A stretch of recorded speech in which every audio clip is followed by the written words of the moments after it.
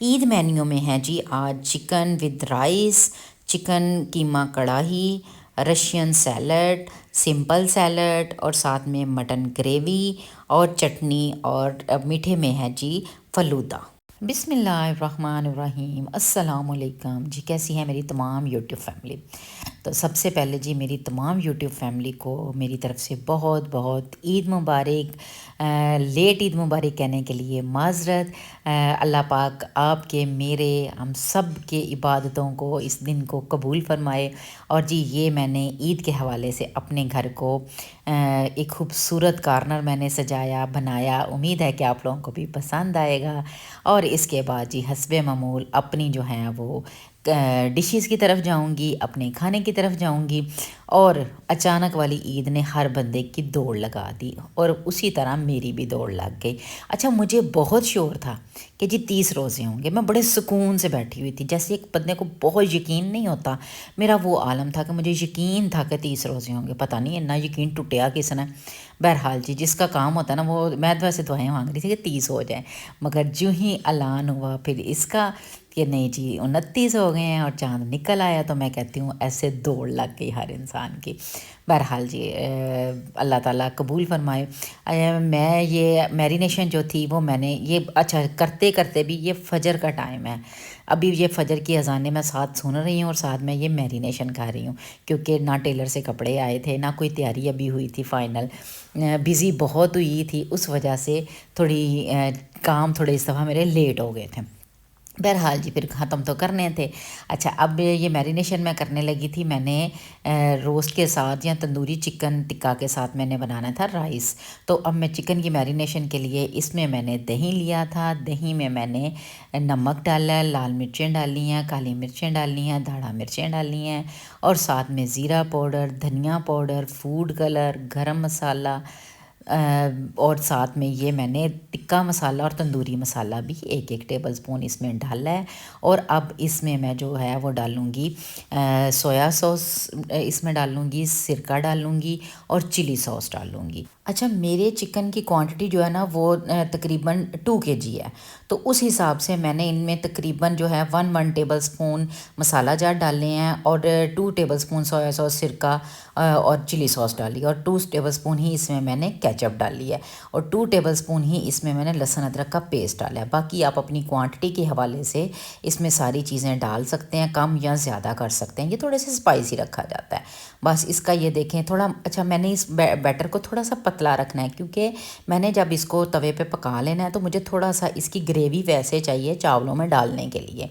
ये तो इसलिए थोड़ा सा दही आपने इसमें ज़्यादा रखना है कि थोड़ा पतला पतला सा नीचे बैटर हमारे पास थोड़ा बच जाए। बस इसको लगा के तो फ्रिज में रख दूँगी। और साथ में जी फिर मैंने पूरे घर की सफाई की, क्योंकि आज मेड को छुट्टी थी, आज नहीं था आना गुलशन ने। तो मैंने मैरिनेशन पहले की, फिर मैंने सारी सफाई की, सबके कपड़े वगैरह रेडी किए। ये मुझे लगता है कि हर औरत पूरी रात कोई भी नहीं सोता, वो मेरा भी यही आलम था कि मैंने घर को साफ़ किया, फिर बच्चों के कपड़े रेडी किए। और ये मेरे छोटू साहब जो हैं, अब मैंने इन्हें जगा दिया था फजर के बाद के उठ के, क्योंकि नमाज का टाइम भी जल्दी होता है, तो फिर नहा धो के जो है वो बच्चों ने निकलना होता है। तो हस्बे मामूल सारा कुछ तैयार करके मैं ऐसे बेड पे बिछा देती हूँ, फिर पकड़ के सारे जो है ना रेडी होते हैं। अच्छा जी, ये हमारा मूड बहुत ख़राब होता है कि मामा हमेशा कैमरा जो है वो मेरी तरफ क्यों ले आती हैं। तो मैंने कहा जी मैं आपको तैयार होते हुए दिखाती हूँ कि ये मेरा बेटा जी रेडी हो रहे हैं।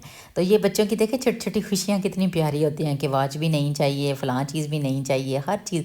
ये हम भी ऐसे ही करते थे। तो अल्हम्दुलिल्लाह जी ये ईद की नमाज़ के लिए सब निकल गए। या अल्लाह बैतुल मुक़द्दस की हिफाज़त फरमा, या अल्लाह क़िबला। आमीन जी आमीन। बस ईद की नमाज़ के बाद ये सब एक दूसरे को वहाँ पे मिलते हैं, तो फिर वापसी की राह ली जाती है। इतना प्यारा, इतना खूबसूरत ये मंज़र होता है ना, मुझे बहुत मज़ा आता है। कैसे रंग बिरंगी दुनिया नज़र आ रही होती है। बच्चों ने, किसी ने ऐनकें पकड़ी होती हैं, किसी ने वाचिस पकड़ी होती हैं, भागम भाग लगे होते हैं, ईद मिल रहे होते हैं। बहुत ही खूबसूरत ये मंज़र होता है। पकौड़े चलेगा और किसी चीज़ का दुख नहीं है इस चीज़ का दुख है जी, हमारे पकोड़े जो हैं वो रवाना हो गए हैं। तो बस जी ये आके हस्बे मामूल हम लोगों ने जो नाश्ता करना होता है वो फैनियों का करना होता है। बहुत सारे घरों में, मेरे मेका घर में तो शीर खुरमा सवैयों का किया जाता था, मेरे ससुराल घर में हमेशा, और ये मुझे मज़ा आता है। बस आते साथ जो है वो चाय चढ़ाई जाती है और साथ ही जो है वो फैनियों का नाश्ता किया जाता है। जाने से पहले सब जो है वो खजूर खा के जाते हैं, क्योंकि इस ईद पे होता है कि पहले आप कुछ खा के जाएं, मगर इतना टाइम ही नहीं बचता भागम भागी में, तो इसलिए नाश्ता हमेशा आके वापसी पे किया जाता है। जाने से पहले सब जो हैं एक खजूर खाएं, 3 खजूर खाएं, पानी पिएं, वो सब यही करके निकलते जाते हैं। तो बस ये देखें जी, हस्बे मामूल ये ड्यूटी मेरे हस्बैंड की ही होती है कि उनने सबको जो है ना ये फैनियाँ डाल के देनी होती हैं। मुझे बिल्कुल डालनी पसंद नहीं है, बच्चों को क्या मुझे क्या सबको डाल के देते हैं। तो फिर अच्छा ईद के ईद ही इन फैनियों को भी इंजॉय किया जाता है, जो कि बहुत मज़ा आता है। और ये जी मेरे नेबर से इतने मज़े के लोबिया चने आ गए थे कि मैंने बनाए नहीं, मैंने पूरा मटेरियल तैयार करके रखा हुआ था।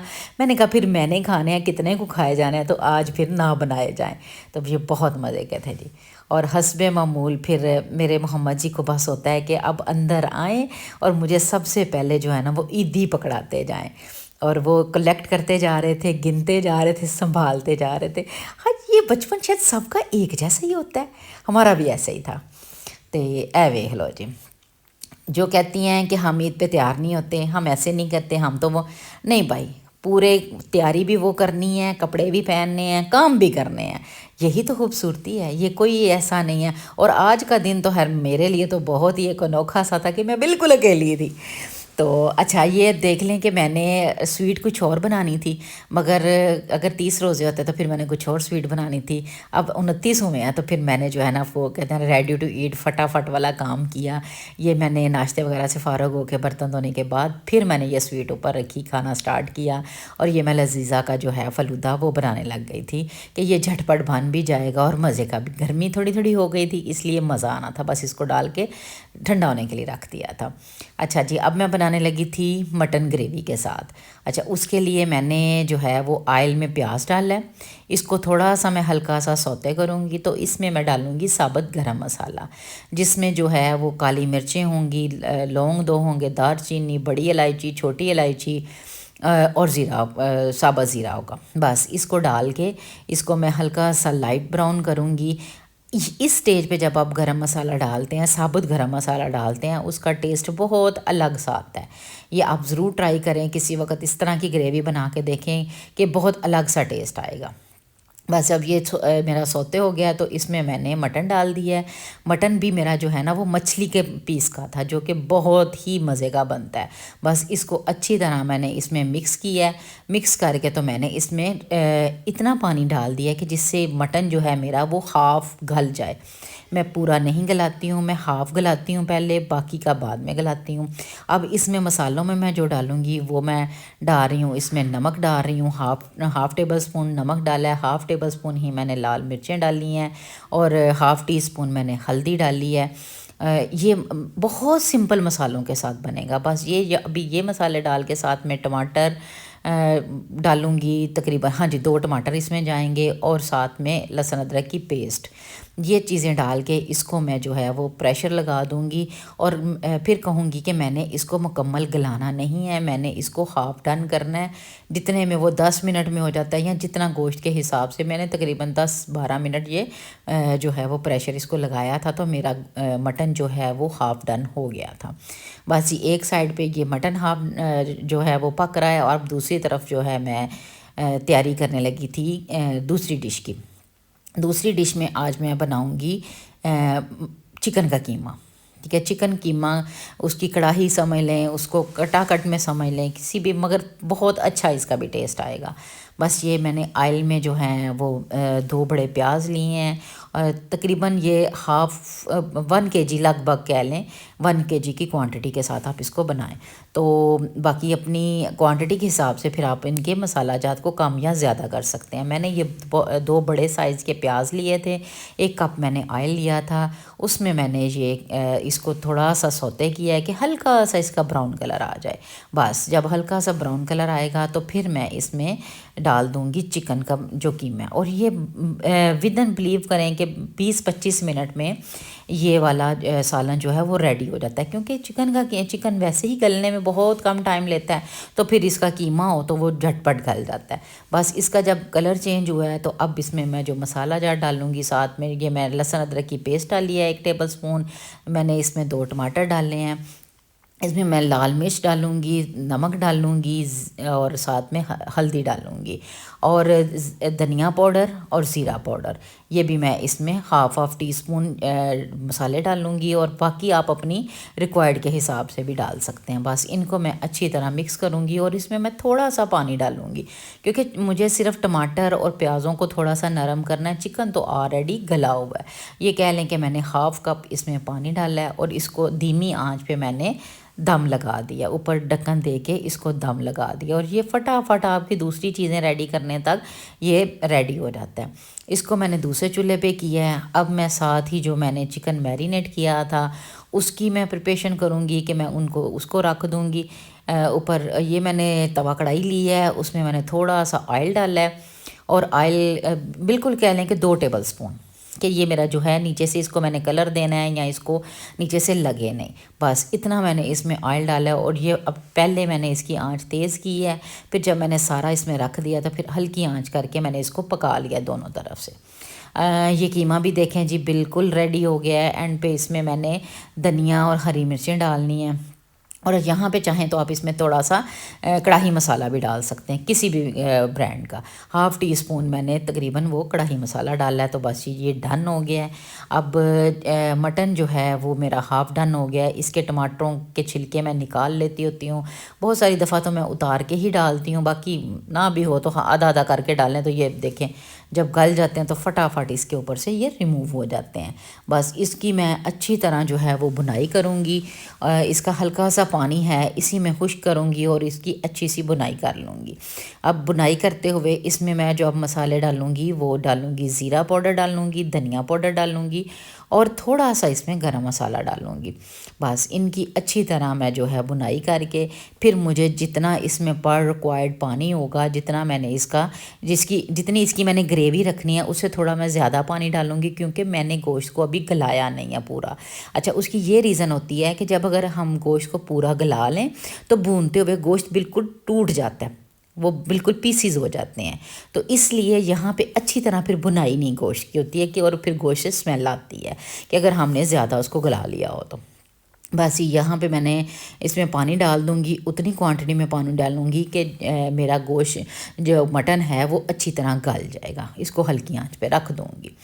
अब आ जाऊँगी चावलों की तरफ। तो चावलों ये तकरीबन कह लें कि 1 kg चावलों की रेसिपी है। इसके लिए मैंने बड़ा एक प्याज लिया है, उसको मैंने सौते कर लिया, हल्का सा उसका ब्राउन कलर आएगा ऑयल में डाल के, तो फिर मैंने इसमें 2 टेबल स्पून लहसुन अदरक की पेस्ट डाल दी है। इस स्टेज पे पानी डालने से पहले, बाद में नहीं, पहले मैंने इसमें लहसुन अदरक की पेस्ट डाली है, साथ ही इसमें मैं टमाटर और हरी मिर्चें डाल दूँगी।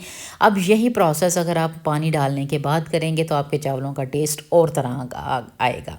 जिस तरह मैं आपको रेसिपी बता रही हूँ सेम ऐसे ही फॉलो करें, बिलीव करें कि बहुत मज़े के ये राइस बनेंगे। ये देख लें, ये जितनी वो ग्रेवी मेरी बची हुई थी चिकन में से, वो सारा मसाला मैंने इसमें डाल दिया। हाँ, अब यहाँ पे आपने अपनी नमक और मिर्च को खुद हैंडल करना है कि आपको अंदाज़ा हो कि कितनी उस मसाले में है और कितनी मैंने ऐड करनी है। मैं थोड़ा हाथ रोक के नमक और काली मिर्ची, हालांकि अब मसाले तो इसमें बहुत थोड़े थोड़े जाएंगे मगर जाएंगे सारे मसाले। मैं अब इनमें हाफ़ टी स्पून के हिसाब से ही कह लें ज़ीरा पाउडर डालूँगी, धनिया पाउडर डालूँगी, ज़ीरा पाउडर भी और साबुत ज़ीरा दोनों जाएंगे, काली मिर्चें, दाढ़ा मिर्चें, ये इसमें मसाला जाएंगे। और फिर इसमें जो है वो इसकी थोड़ी सी भुनाई करूँगी कि मसाले भुन जाएँ, और जो मैंने ग्रेवी इसमें डाली है वो उसका पानी भी ड्राई हो जाए, वो पूरा फ्लेवर इसमें दे दें। बस ये देखें पानी खुश्क हो गया है, ऑयल अलग होने लग गया, तो अब इसमें मैंने पानी डाल दिया। पानी डाल के साथ ही इसमें चिकन पाउडर डाल लें, चाहे 1 टेबल स्पून, या आप इसमें एक चिकन क्यूब डाल लें, ये ज़रूर डालें। हालांकि उसमें मैरिनेशन में भी चिकन का टेस्ट है, अगर आप ये साथ में अलग से डालेंगे, ये आप बिलीव करें कि जैसे रेसिपी मैं आपको बता रही हूँ आप सेम इसको फॉलो करें और फिर मुझे ज़रूर कमेंट में बताएं कि आपके राइस कैसे बनते हैं। ये बहुत ही मज़े का फ्लेवर इसके चावलों का आता है। बस जी ये देखें, जब पानी बॉयल आने लग गया तो मैंने इसमें चावल डाल दिए। चावलों का पानी खुश्क होने तक इसकी फिर आप नमक मिर्च जो हैं वो भी बैलेंस कर लें। आई थिंक मेरा थोड़ा सा नमक कम था, वो मैंने दोबारा इसमें डाल दिया था। और जब ये पानी चावलों का जो है वो खुश्क होने के पे आ जाएगा, जब आपने इसको दम लगाना है उस कंडीशन में आ जाएगा, तो जो चिकन तैयार किया हुआ है उसको आपने चावलों के ऊपर बिछा देना है और फिर आपने दम लगाना है। उससे क्या होगा कि जो चिकन हमारा क्रिस्पी हुआ है उसको मार्क देने के लिए हमने क्रिस्पी भी किया हुआ है, चावलों में भी उसका बहुत अच्छा टेस्ट आ जाएगा और वो बहुत नरम और सॉफ्ट स्टीम जैसा उसका चिकन भी रेशा भी हो जाएगा। बस इसमें इसके ऊपर सारा चिकन फैलाऊंगी और इसको तकरीबन 20 मिनट के लिए जो है वो दम दे दूंगी। 20 मिनट इसको नहीं छेड़ूंगी और 20 मिनट के बाद 5 मिनट बाद फिर मैं चावलों को खिलाऊंगी। अब जी ये साथ ही मैं करने लगी थी रशियन के लिए तैयारी। रशियन के लिए मैंने सेब चकोर काट लिए हैं, आलू बॉयल कर लिए हैं, बंद गोभी चकोर काटी है और कॉकटेल तकरीबन हाफ़ कप मैंने कॉकटेल ले लिया है और साथ में हाफ़ कप ही मैंने वो क्या उसको कहा जाता है, मकई, कॉर्न, कॉर्न जो है ना वो स्वीट कॉर्न जो मेरी फ्रीज़ हैं वो मैंने ली है। अब इसकी जो है मैरिनेशन के लिए मैंने 1 कप इसमें लिया है मायोनीज़ लिया है, 1 टेबलस्पून मैंने इसमें चीनी डाली है, हाफ़ टी स्पून से भी कम मैंने इसमें नमक डाला है और हाफ़ टी स्पून से कम मैंने इसमें काली मिर्चें डाली हैं। बस इसकी इतनी सी ड्रेसिंग मैंने की है और मुझे मलाई डालनी यहाँ याद नहीं रही, जो कि मैंने बाद में डाली है। आप यहाँ फ्रेश क्रीम भी डाल सकते हैं, पैकेट वाली क्रीम भी डाल सकते हैं, कोई सी भी, वो भी आपने तकरीबन हाफ़ कप या जितनी पर रिक्वायर्ड है उतनी आपने यहाँ पे क्रीम भी ऐड कर लेनी है, जो कि मुझे याद नहीं रही थी, मुझे बाद में याद आई तो मैंने फिर बाद में उसकी मिक्सिंग कर ली। बस इस सारी ड्रेसिंग को अच्छा ये करके कोशिश करनी है कि आपने जब ये देखा मैंने पास दम लगा लिया, तैयारी सारी मैंने करके रख दी हुई थी, इसकी ड्रेसिंग आप उस वक़्त ही करें।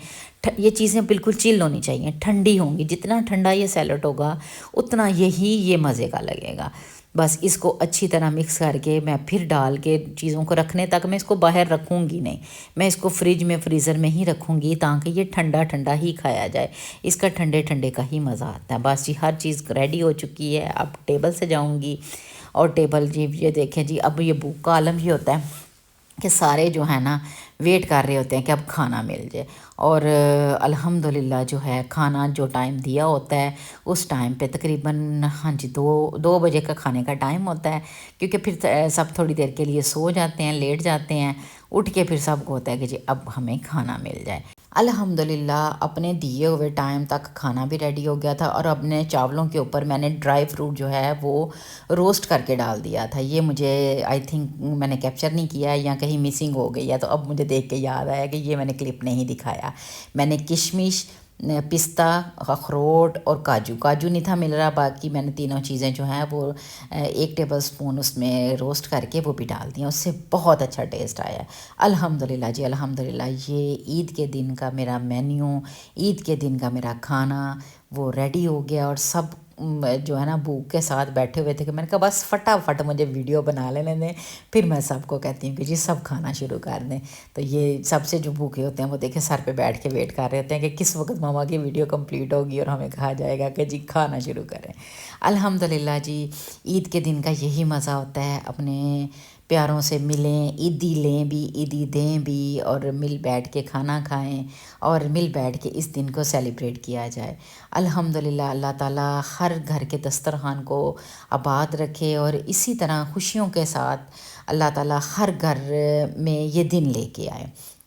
और ये देखें जी चावलों का रंग आप देख लें, इनके निखारापन देख लें और बिलीव करें मैं बार बार कह रही हूँ ये चावल मैं कहूँगी मेरे कहने पे एक दफ़ा आप लोगों ने ज़रूर ट्राई करने हैं। बहुत बहुत अल्हम्दुलिल्लाह सबने बहुत इन्जॉय करके खाना खाया था, मज़े से खाया था और सबको बहुत मज़ा आया था। कुछ भूख भी लगी हुई थी, कुछ वो रमज़ान के बाद ईद का खाना मुझे लगता है कि बड़ा ही मज़े का होता है, तो वाक़ई ऐसे ही था। यही कुछ हालात थे कि सभी सबको ही अपनी-अपनी जगह क्योंकि सबकी पसंद शामिल थी। किसी ने रोटी नहीं खानी, किसी ने चावल नहीं खाने, किसी ने मटन नहीं खाना और मैंने हर बंदे की चॉइस का, जिसने मटन नहीं खाना उसके लिए चिकन, जिसने रोटी नहीं खानी उसके लिए चावल, जिसने चावल नहीं खाने उसके लिए रोटी, मैंने सब के लिए मेन्यू तैयार किया था। तो अल्हम्दुलिल्लाह जी खाने के बाद फिर यहाँ से मैंने सारा टेबल वगैरह उठाया और सब जो है वो सोने के लिए चले गए और मैं आके मैंने टोटल किचन को फिर क्लीन अप किया, सारे बर्तन मैंने धोए क्योंकि मुझे तसल्ली नहीं थी हो रही कि मेरा एक दफ़ा कह रही थी रख देती हूँ, फिर मैंने कहा नहीं। और ये मेरे मोहम्मद जी बस जो एक्साइटेड थे थोड़ी देर लेटते थे और फिर उठ के अपना वॉलेट खोल के अपनी ईदी गिनना शुरू कर देते थे और बताते थे कि अब मेरे पास इतनी हो गई है, अब मेरे पास इतनी हो गई है। भाई टारगेट था, कुछ चीज़ें हमने लेनी है, वो टारगेट थी कि अब कितनी रह गई है उसमें और कितनी हमने दोबारा करनी है। तो जी ये दूसरी दफ़ा फिर मैंने टेबल लगाया। एक मेरा मेहमान रह गए थे, वो बाद में आए हैं, तो उनके लिए फिर मैंने दोबारा से टेबल लगाया और दोबारा से मैंने सारा खाना वगैरह गर्म करके दिया कि बस यही कोशिश होती है ना कि ईद वाले दिन सारे खा पी लें। बस अल्हम्दुलिल्लाह जब ये एक दफ़ा का टर्नओवर मैंने पूरा किया तो फिर जिन जो सुकून इस वक्त मुझे आया, टोटल किचन को मैंने क्लीन अप किया, सारे बर्तन मैंने धो लिए, पूरे घर की मैंने सफाई करके फिर मुझे सुकून आया कि अल्हम्दुलिल्लाह अब कंप्लीट हो गया। तो जी अब एंड पे जब सब सो के उठे हैं तो उनके सोने तक मैंने बाकी सारे काम ख़त्म कर लिए। अब मैंने कहा उठ जाएं और उठ के स्वीट खा लें। तो स्वीट अच्छा इसी मराहिल में स्वीट इतनी जग ठंडी हो गई थी, कुल्फ़ा मैंने बनाया था और वो वाकई वाला कुल्फ़ा बन गया था। वो फ्रीज़र में ही कहीं रह गई, मुझे निकालनी याद नहीं रही और बिलीव करें सही वाला कुल्फ़ा वो बन गया था कि ये उतारते हुए फ़ौरी उतर नहीं थी रही, मगर चूँकि थोड़ी देर इसको फिर पंखे के नीचे जब रखा है तो फिर ये देखें थोड़ा थोड़ा मेल्ट होना शुरू हुई है। तो जी आप सबकी ईद कैसी रही, आप भी मुझे कमेंट में ज़रूर बताइएगा और मेरी रूटीन और मेरी रेसिपीज़ आप लोगों को कैसी लगी वो भी मुझे ज़रूर बताइएगा और अपनी दुआ में बहुत सारा याद रखिएगा। इंशाअल्लाह ताला बैक रूटीन आने की पूरी कोशिश कर रही हूँ, बस थोड़ी सी बिज़ी ऐसी हो गई हूँ कि नहीं निकल पा रही हूँ। अल्लाह ताला सबके लिए आसानियाँ करे, अपनी दुआ में बहुत सारा याद रखिएगा। अस्सलाम वालेकुम।